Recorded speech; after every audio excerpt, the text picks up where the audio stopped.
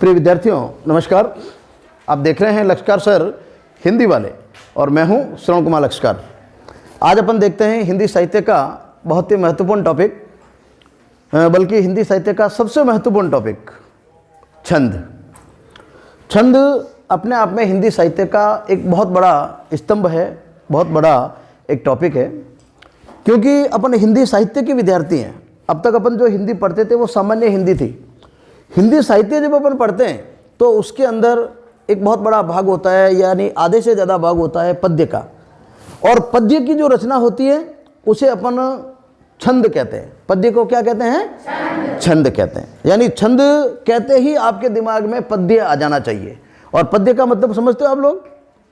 क्या होता है पद्य का मतलब? एक दो पद्य के नाम बताओ, कौन से हैं? हाँ बोलो। कविता, दोहे, सोरठा, गाने, गजल, भजन, गीत। वापस आप पद्य के नाम बताएंगे एक बार पुनः। पद्य का मतलब होता है सीधा सा आप जिसको गा सकते हैं, जिसको गा सकते हैं, ठीक है ना, जिसको लिखने का एक निश्चित नियम होता है, वो पद्य कहलाता है। तो अब तक अपन पद्य तो खूब पढ़ता है, छोटी कक्षाओं से अपन दोहे, सोरठे, कई कवियों की रचनाएं अपन ने पढ़ी है, गीत, गाने, भजन अपन ने गाए हैं। पर ये कैसे बनते हैं? ये कैसे बनते हैं? इनको कैसे लिखा जाता है? इनके लिखने का क्या नियम होता है? ये जो सारा जो नियम होता है, ये जो सारी जो एक तरह की नियमावली है, वो सारी नियमावली कहलाती है छंद विधान। छंद विधान। तो आज अपन छंद देखते हैं। सबसे महत्वपूर्ण है, क्योंकि अपन साहित्य के विद्यार्थी हैं तो अपन को छंद आना चाहिए देखते ही। क्योंकि अपना देखो प्रश्न आता है आपके पद्य के अंदर, प्रश्न आता है या अपठित पद्यांश आता है या कोई किताब में से कोई पद्यांश आ गया, तो उसकी जब विशेष लिखेंगे, उसकी विशेषता, तो आपको पद्य को पहचानना आना चाहिए कि ये पद्य है क्या। ये पद्य दोहा है या सोरठा है, कुंडलियाँ है, छपय है, गीतिका है, क्या है। तो ये पहचानना कब आएगा? जब अपन को छंद के नियमों की जानकारी होगी। छंद के नियमों की जानकारी होगी। जैसे कबीरदास जी को पढ़ते हैं तो कबीरदास जी के क्या होते हैं? दोहे। कबीरदास जी के क्या होते हैं? दोहे। अब दोहे अपन ने बोल तो दिए, पर दोहा होता क्या है? दोहा की क्या नियमावली होती है? दोहा कैसे बनता है? ठीक है ना। तो वो चीज अपन को छंद विधान में समझाई जाती है। ठीक है, तो आइए अपन देखते हैं छंद विधान में। सबसे पहले छंद की परिभाषा देखते हैं। जिन साहित्यिक रचनाओं में, रचनाएं तो साहित्य की होती है, चाहे कहानी है तो भी साहित्यिक रचना है, निबंध है तो साहित्यिक रचना है, पत्र है तो भी साहित्यिक रचना है, और दोहा है तो भी साहित्यिक रचना है। तो साहित्यिक रचना, जिन साहित्यिक रचनाओं में मात्रा, किसकी? मात्रा अथवा वर्णों की निश्चित या नियमित संख्या, विराम व यति गति के नियम होते हैं, उसे छंद कहते हैं। क्या क्या? वापस देखिए आप। मात्राओं, वर्णों की निश्चित या नियमित संख्या, मात्रा या वर्णों की नियमित और निश्चित संख्या, विराम और यति गति के नियम। अब ये क्या होते हैं, इसके बारे में अपन आगे पूरा विस्तार से पढ़ेंगे। विराम और यति गति के नियम होते हैं, उसे छंद कहते हैं। यानी देखिए उसके अंदर मात्रा का भी नियम होगा, वर्णों का भी नियम होगा, कौन सा वर्ण लगेगा, कौन सी मात्रा लगेगी, कहाँ मात्रा लगेगी, कहाँ यति होगी, कैसी गति होगी। ये सारे जब नियमों में बांधकर किसी रचना का अपन निर्माण करते हैं तो क्या कहलाता है? वो छंद कहलाता है। क्लियर? मतलब छंद सभी पद्यों को, जितने भी प्रकार के पद्य हैं, चाहे दोहा है, चाहे सोरठा है, चाहे छपय है, चाहे कुंडलियाँ है, चाहे और कुछ है, गीत है, भजन है, हरि गीतिका है, इन सबको मिलाकर ये सभी क्या है? छंद है। दोहा भी क्या है? छंद। कुंडलियाँ क्या है? सोरठा क्या है? चौपाई क्या है? छंद।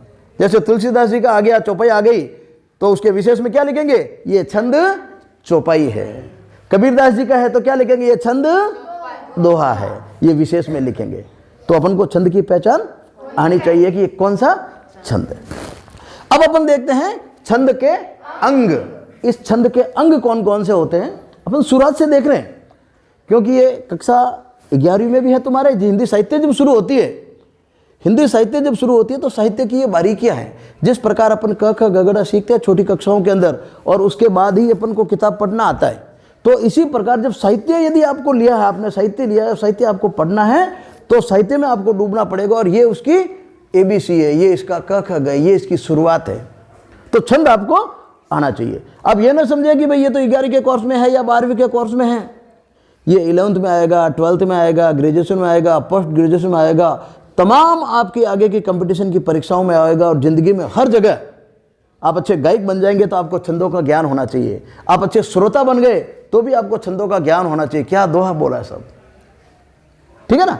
तो ये सारी चीज़ें आपको जानकर होनी चाहिए। अब अपन देखते हैं छंद के अंग। आपको सिर्फ याद करने हैं दिमाग में समझने के लिए।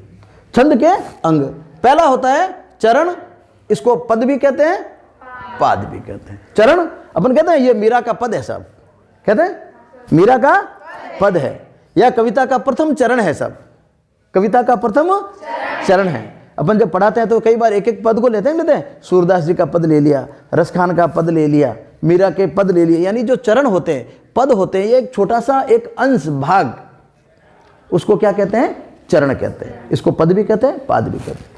यानी ये चरण आते आपके दिमाग में आ जाना चाहिए, चरण का मतलब होता क्या है। वर्ण और मात्रा, वर्ण अब तक सब अपन देखते आए हैं, वर्ण देखते हैं। वर्ण कौन से हैं, क ख ग घ ड़, ये सारे वर्ण, ये ध्वनियाँ होती है, व्यंजन होते हैं, ये सारे क्या है, वर्ण हैं। और वर्ण में स्वर भी होते हैं और व्यंजन भी होते हैं, और इसके अंदर मात्राएं भी होती है, अ आ इ ई की मात्राएं उसके अंदर जुड़ती है। तो ये सारी चीज़ें अपन इसके अंदर वर्ण और मात्राओं के अंदर देखते हैं। अब मात्राओं की गणना कैसे होती है, इसमें इसके अंदर वर्ण का क्या महत्व है, कैसे वर्ण लिखते हैं, वर्ण को कैसे देखेंगे, कैसे वर्ण को एक सिस्टम में डालेंगे, ये अपन इसको विस्तार से पढ़ेंगे आगे। आपको सिर्फ ये याद रखना है कि छंद के अंदर वर्णों का महत्व है, मात्राओं का महत्व है, छंद में चरण का महत्व है, संख्या और क्रम। संख्या किसकी, मात्राओं की संख्या, क्रम किसका, वर्णों का क्रम। ये भी अपन आगे विस्तार से देखेंगे। तो संख्या और क्रम। यति और गति, यति का मतलब होता है ठहराव। यति का मतलब क्या होता है, ठहराव। आपने देखा होगा कोई भी अपन गीत गाते हैं, कोई भी दोहा बोलते हैं, तो आप देखिए उसके अंदर कुछ जगह पर अपन को एक ठहराव होता है, अपन रुकते हैं, एक सांस लेते हैं। आप कोई भी एक गीत बोलो, कबीरदास जी का दो बोलिए, गुरु गोविंद दोनों खड़े काके लागू पाए, बलिहारी गुरु आपने गोविंद दियो बताए, कबीरा गोविंद दियो बताए। देखिए इसको, ये क्या है, दोहा। अब देखिए इसके अंदर गुरु गोविंद दोनों खड़े, रुके नहीं रुके, काके लागू पाए, बलिहारी गुरु आपने, रुके रुके नहीं रुके। ये जो ठहराव होता है कहीं पर भी, किसी भी गीत के अंदर, आप चाहे राष्ट्रगान बोल लीजिए, राष्ट्रगीत बोल लीजिए, कोई भजन बोल लीजिए, उसके अंदर भी कभी गायक जो होता है वो सांस लेता है, रुकता है। चाहे रहीमदास जी का देख लीजिए, बिहारी का देख लीजिए, मीरा का पद देख लीजिए, ठीक है। तो ये जो जहां पर ठहराव होता है, रुकावट होती है, इसको कहते हैं यति। क्या कहते हैं, यति। यति का मतलब होता है जहां पर कोमा लगा हुआ होता है। जैसे देखो दोहा लिखा अपने, गुरु गोविंद दोनों खड़े, ये कोमा लग गया, यानी यहां पर क्या करना, अपन को ठहरना है। गुरु गोविंद दोनों खड़े काके लागू पाए, बलिहारी गुरु आपने गोविंद दियो बताए। तो ये जो जगह है जहां कोमा की जगह है, जहां पर अपन कुछ देर के लिए विश्राम लेते हैं, यदि नहीं ले विश्राम तो क्या होगा, गाने में मजा नहीं आएगा, गाने की वो राग टूट जाएगी, लय टूट जाएगी, इसका जो आनंदानुभूति होती है, रसानुभूति होती है। भाई काव्य क्यों गाते हैं, आनंद के लिए गाते हैं, मस्ती के लिए गाते हैं, और वो मस्ती नहीं आएगी, वो आनंद नहीं आएगा, रस नहीं आएगा, ठीक है ना। इसलिए वो यति होती है। तो यति समझ आ गई, किस किस को आ गई, गुड। इसके बाद में आता है गति। गति का मतलब होता है प्रवाह। गति का मतलब क्या होता है, प्रवाह। यानी एक गाने का जो तरीका होता है, एक लहर जैसे गाते हैं, ठीक है नहीं, कहीं पर उताव, कहीं पर चढ़ाव, कहीं पर ठहराव, ये जो होती है गाने का एक जो रिदम होता है, गाने का जो एक प्रवाह होता है, ये क्या कहलाता है, गति कहलाती है। जैसे अपन इस दोहे को वापस बोलते हैं, गुरु गोविंद दोनों खड़े काके लागू पाए, बलिहारी गुरु आपने गोविंद दियो बताए कबीरा, गोविंद दियो बताए। तो ये जो उतार चढ़ाव होता है, ये जो गाने की एक रफ्तार होती है, रिदम होता है, ये क्या कहलाता है? प्रवाह। ये क्या कहलाता है? प्रवाह। ये कहलाता है गति। ये क्या कहलाता है? गति। जैसे अपन गाते हैं गीत, जहां डाल डाल पर सोने की चिड़िया करती है बसेरा। यति आई, यति आई, आई यति, रुके। जहां डाल डाल पर सोने की चिड़िया करती है बसेरा, वो भारत देश है मेरा, वो भारत देश है मेरा। तो ये भी गाने का जो एक रिदम होता है, गाने की जो एक गति होती है, एक जिसे अपन कहते हैं प्रवाह होता है, जैसे पानी चलता है ना, इसी प्रकार वो गीत चलता है, वो क्या कहलाता है? प्रवाह कहलाता है।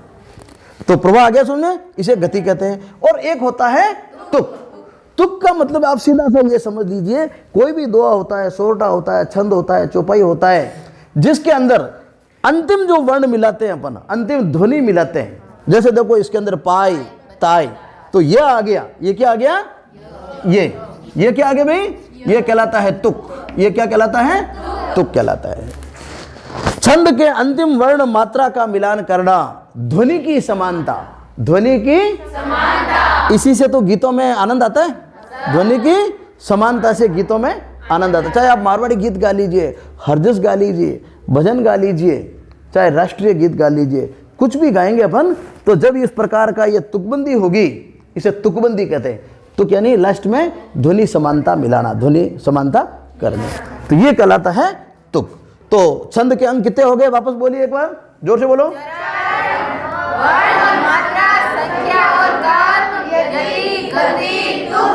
यति, गति, तुक, संख्या, वर्ण और इसे चरण। ठीक है, तो ये कुल हो गए अपने छंद के अंग हो गए।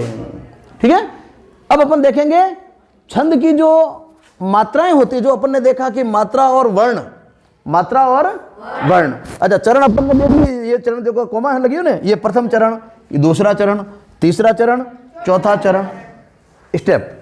ठीक है ना। अच्छा, इसके अंदर अपन देखते हैं अब सबसे जो महत्वपूर्ण है वो होता है मात्राएं। सबसे महत्वपूर्ण क्या है? मात्राएं। क्योंकि अपन छंद जब देखेंगे तो अपन को मात्राओं की जानकारी होनी चाहिए। मात्राएं किसे कहते हैं, मात्रा का कैसे मिलान करते हैं, कैसे गणना करती है, आइए इसके बारे में अपन देखते हैं। आइए इसको थोड़ा सा और विस्तार से अपन देखते हैं कि किस प्रकार ह्रस्व और दीर्घ वर्ण होते हैं और इसकी किस प्रकार की मात्राएं जोड़ी जाती है। मात्राओं के बारे में अपन अलग से पूरा टॉपिक लेंगे कि मात्राओं संबंधी क्या क्या नियम है, मात्राओं की गणना कैसे की जाती है। मोटे रूप में अपन देखते हैं कि ह्रस्व और दीर्घ व्यंजन किस प्रकार होते हैं। तो जैसा कि अपन ने देखा, अ, ई, उ, ऋ, अंग और चंद्र बिंदु वाले व्यंजन जितने भी हैं वो सभी लघु मात्राएं मानी जाती है और इसकी एक मात्रा की गणना की जाती है। इसको थोड़ा सा और अपन समझें कि कोई भी व्यंजन होता है, अपन ने देखा होगा कोई भी व्यंजन स्वर की सहायता से बोला जाता है। किसी भी व्यंजन को बोलने के लिए स्वर की सहायता ली जाती है। जैसे क, और क के अंदर इसके अंदर अ की मात्रा जोड़ी गई है, अ जोड़ा गया है, क के अंदर अ मिला हुआ, तो इसके अंदर क का कोई अस्तित्व नहीं है स्वतंत्र। तो इसको जैसे ही अपन एक करेंगे तो इसकी मात्रा कितनी हो जाएगी? क की एक। इस वजह से इसकी मात्रा कितनी हुई? एक हुई, क्योंकि अ ये ह्रस्व स्वर माना जाता है, ह्रस्व वर्ण माना जाता है। इसी प्रकार क के अंदर ई मिल गई, क और ई मिल गई छोटी कि, ये भी एक मात्रा मान ली अपन ने। इसी प्रकार क के अंदर अपन ने उ मिला दिया, छोटा उ की मात्रा है, छोटा उ है, तो जैसे ही क के साथ ये लगेगा कु, जैसे कुल, तो एक मात्रा क की यहाँ जोड़ी जाएगी। क के साथ यदि रि है, कृ, जैसे कृषि, तो यहाँ पर एक मात्रा जोड़ी जाएगी। इसी प्रकार जो दीर्घ व्यंजन है, दीर्घ वर्ण है, दीर्घ वर्ण है वो अपन देखते हैं आ, ई, उ, ए, ऐ, ओ, औ। ये आपको विस्तार से इसलिए बताया जा रहा है ताकि आपके दिमाग के अंदर, दिल के अंदर कोई भ्रांति ना हो कि ये दो क्यों होते हैं। तो अब यहाँ पर इसको आ का यदि अपन विभाजन करते हैं, आपने आ की बनावट देखी होगी, यदि अपन ने हिंदी की पिछले अपन ने वीडियो देखे हैं और स्वर और व्यंजन अपन ने देखे हैं, तो ये आ को अपन देखते हैं तो अ धन अ को अ में मिलाते हैं, अ प्लस अ बराबर आ होता है। तो यहाँ पर इसका अ का एक, इस अ का एक, तो एक और एक कितने हो गए, दो। तो ये आ ये दीर्घ व्यंजन हो गया, ये लघु लघु दीर्घ। इसी प्रकार ई और ई, छोटी ई और छोटी मिलकर बड़ी ई होते हैं। तो देखिए इसका एक, इसका एक, ई एक एक, और यहां पर ये हो गया दीर्घ व्यंजन ई। इसी प्रकार उ और उ, उ उ, तो ये दीर्घ, यहां पर भी इसका एक एक, और ये दो मात्राओं का प्रतीक चिन्ह है। अपन ने देखा था कि दीर्घ मात्राएं जब गणना करते हैं, दीर्घ मात्राओं की गणना करते हैं, दो लिखते हैं, तो वहां पर दो नहीं लिखते, वहां पर इस प्रकार की ये निशान करते हैं, पाई का मान करते हैं। इसी प्रकार अ प्लस ई, अ में ई जोड़ते, अ प्लस ई ए, तो ये भी संयुक्त अक्षर हो गया, संयुक्त स्वर हो गया। एक तरह से अपन कह सकते हैं इसका एक प्लस एक बराबर ये कितने हो गए, दो मात्राएं इसके अंदर जुड़ती है इस पर। इसलिए अब देखो एक अ प्लस ई है, इसलिए ए में दो मात्राएं होगी। देखिए अब बोलने में भी ज़्यादा समय लगता है, इसको बोलते हैं अपन अ ई ए। इसी प्रकार उ प्लस उ, उ प्लस उ, उ और उ को अपन मिलाते हैं, दोनों के अंदर एक एक मात्राएं हैं। उ प्लस उ बराबर दीर्घ वर्ण, बराबर दीर्घ वर्ण। इसी प्रकार अ प्लस उ, अ में उ जोड़ते हैं तो ओ बनता है। ओ की बनावट भी आपको आनी चाहिए। कई बार परीक्षा के अंदर, आप साहित्य के विद्यार्थी हैं, जब आप आगे जाएंगे, कई प्रतियोगी परीक्षाएं होगी, तो आपको पूछ लिया जाएगा कि ओ की बनावट कैसी है। इसमें अलग अलग आपको दे दिए कि अब आप इसमें से अब सद छाटो कि ओ कैसे बनता है। तो आपके दिमाग में ये होना चाहिए अ धन उ बराबर ओ, तो एक इसका और ये दोनों मिलाकर किसे हो गए, दीर्घ वर्ण, दो मात्राएं। इसी प्रकार औ, औ में ओ धन अ, ओ धन अ, ओ में अ मिला हुआ है, तो यहां पर भी एक मात्रा है और यहां पर दो मात्राएं। इस प्रकार ये वर्णों की जो मात्राएं होती है, वर्ण जिसे अपन मात्राओं के माध्यम से छंद में गिनते हैं, छंद में मात्राओं की गणना होगी, आगे अपन और चलेंगे, देखेंगे विस्तार से। छंद में जब मात्राओं की गणना होगी तो ये आपको बिल्कुल क्लियर होना चाहिए कि कहाँ पर एक मात्रा लगेगी और कहाँ पर दो मात्रा लगेगी, ये काउंटिंग आपको आना चाहिए। एक छोटा सा अपन उदाहरण देखते हैं, बाकी विस्तार से अपन और देखेंगे। जैसे एक शब्द लिखा अपन ने काजल, अब इसकी मात्राओं की गणना अपन करते हैं। इसकी मात्राओं की गणना अपन करते हैं, क के अंदर आ की मात्रा लगी है, आ, ये देखिए आ अपन ने देख लिया पहले, ये दीर्घ व्यंजन है। कैसा है, ये दीर्घ है, तो दीर्घ मात्रा है, तो यहाँ पर मात्रा कितनी होगी, दो। काजल में का में दो, ज में एक, ल में एक, इस प्रकार मात्रा की गणना लिखते हैं। तो दो, एक तीन और एक चार, ये चार मात्राएं हो गई। इसी प्रकार सुरेश, सुरेश, तो सु एक मात्रा, छोटे ऊ की मात्रा देखिए आप, छोटे ऊ की मात्रा एक, ए दीर्घ वर्ण है, ये दो मात्राएं, और ये एक, दो और एक तीन और एक चार। इसी प्रकार अपन लिख लेते हैं मीरा, इसकी मात्राएं अपन जोड़ेंगे तो यहां पर इसकी मात्रा हो गई बड़ी मी, ये मी की बड़ी ई मात्रा, बड़ी ई की मात्रा है, तो यहां पर दो मात्राएं, आ है, मीरा दो और दो चार। और अपन देख लें तुलसीदास, अपन लिखते हैं तुलसीदास,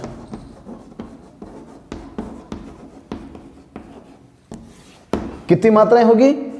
तो एक मात्रा छोटा ऊ की मात्रा है, ये छोटा ऊ देखिए इसके अंदर, तो एक ल एक श बड़ी ई की मात्रा, दो दा आ की मात्रा, दो एक एक दो दो चार दो छः और एक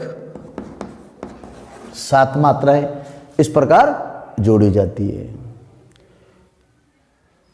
ये छंद जब अपन और आगे चलेंगे इसके संबंधित और विस्तार से नियम आगे अपन देखने वाले हैं।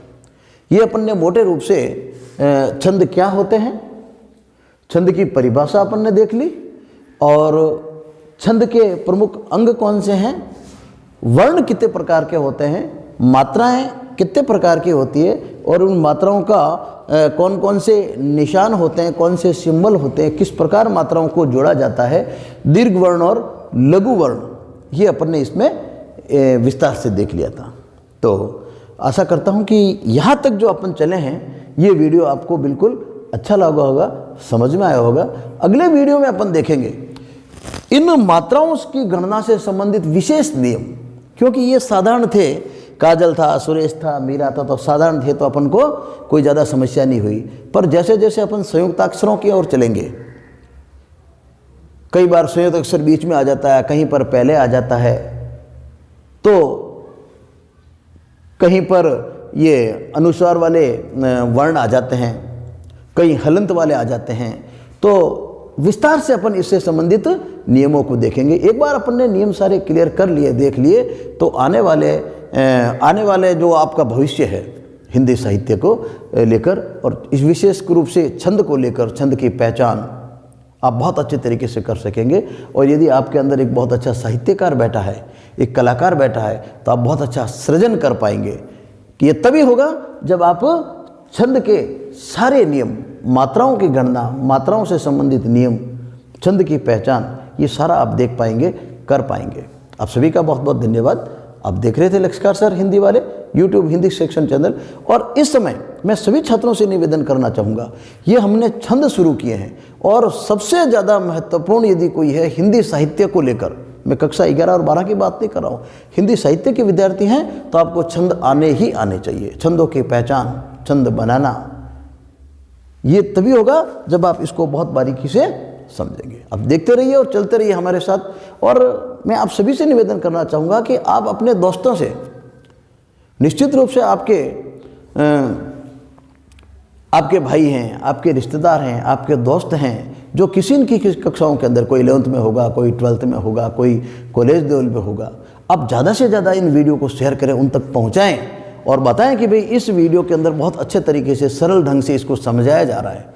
एक बार आप इसको समझ लेंगे तो बहुत ही अच्छे तरीके से आप इसको कर पाएंगे, और जीवन भर आपकी पकड़ इस पर बनी रहेगी। आप सभी का बहुत बहुत धन्यवाद। जय हिंद, जय भारत।